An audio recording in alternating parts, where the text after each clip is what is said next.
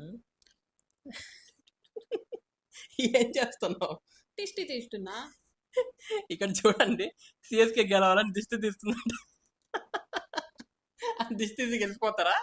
Hello, దిష్టికి ఉన్న power తెలుసా? ఏంటో దిష్టికి నల్లరాయి పగులుతుందంట.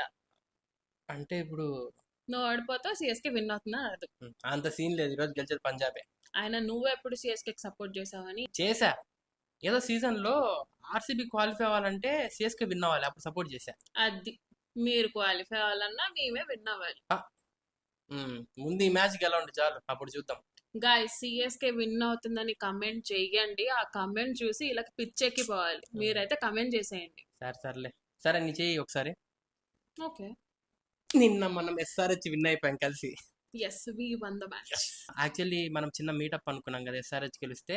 ఇన్కేస్ ఎవరికైనా ఇంట్రెస్ట్ ఉంటే నాకు డిఎం చేయండి, వి విల్ రిప్లై. నేను సిఎస్కే విన్ అయితే బెట్ ఏంటో తెలుసా?